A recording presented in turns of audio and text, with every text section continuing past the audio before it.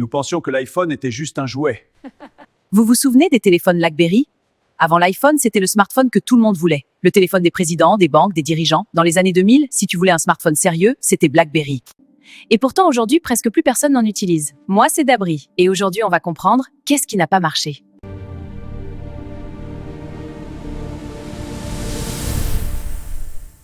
Aujourd'hui, on va parler d'une entreprise qui a longtemps dominé le marché du smartphone. Une entreprise utilisée même par les chefs d'État. À une époque, si tu voulais un téléphone sérieux pour le travail, tu prenais un BlackBerry. Leur idée était simple. Permettre aux professionnels d'envoyer et recevoir des emails partout. Et à la fin des années 90, c'était une vraie révolution. Dans les années 2000, BlackBerry devient le smartphone des professionnels. Les banques, les grandes entreprises, les gouvernements, tout le monde adopte ce téléphone. Et la marque devient une référence mondiale. Grâce à cette technologie, les dirigeants peuvent répondre aux messages en déplacement. Les entreprises gagnent en efficacité. Et très vite, le téléphone devient indispensable dans le monde du travail. Le succès repose sur 3 éléments très simples. Un clavier physique très efficace, un système d'email sécurisé et une autonomie bien supérieure aux autres téléphones. Résultat, des millions d'utilisateurs dans le monde le veulent. BlackBerry domine complètement le marché du smartphone professionnel. Et l'entreprise devient l'un des acteurs les plus puissants du secteur. À cette époque, posséder un BlackBerry est presque un symbole de pouvoir. Les dirigeants l'utilisent dans les réunions, les banquiers répondent aux emails en permanence, et le téléphone devient incontournable. Mais dans le business, un marché peut changer très vite.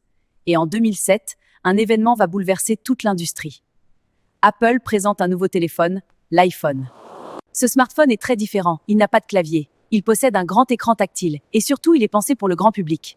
L'iPhone n'est pas seulement un outil de travail. C'est aussi un appareil pour les photos, la musique, Internet et les applications. Le smartphone devient alors un objet du quotidien. Et très vite, les consommateurs commencent à changer leurs habitudes. Les gens veulent des téléphones plus simples, plus intuitifs et plus modernes. Mais chez BlackBerry, les dirigeants ne prennent pas immédiatement cette évolution au sérieux. Pour eux, les professionnels auront toujours besoin d'un clavier physique. Et leur modèle semble encore très solide. Pendant ce temps, Apple et Google avancent très vite. Les applications apparaissent, les smartphones deviennent plus performants et l'écosystème mobile explose. Les développeurs créent leurs applications pour iPhone et Android. Les consommateurs suivent la tendance.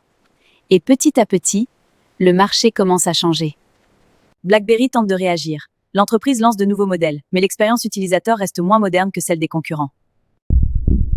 En 2008, Apple lance l'App Store. Et à partir de là, les smartphones deviennent de vraies plateformes d'applications.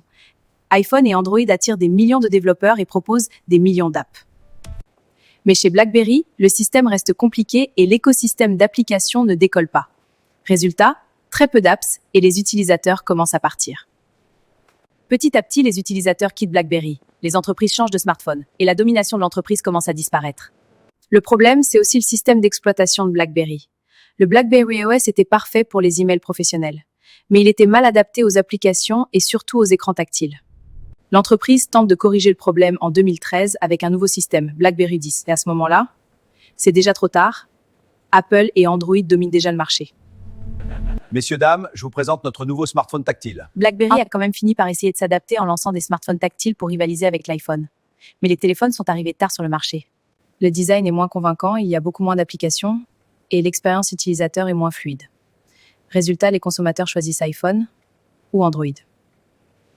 En quelques années, le leader historique devient un acteur secondaire. Le marché a changé et BlackBerry n'a pas réussi à suivre cette transformation.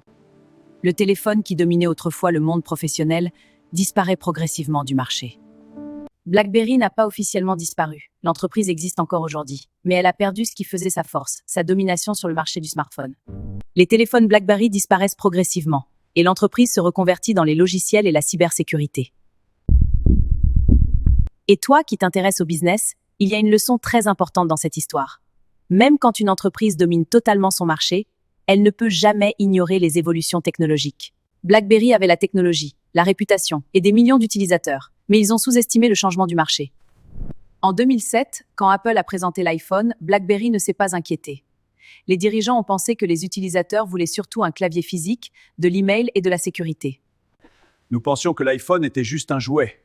Et c'est là une erreur stratégique classique dans le business.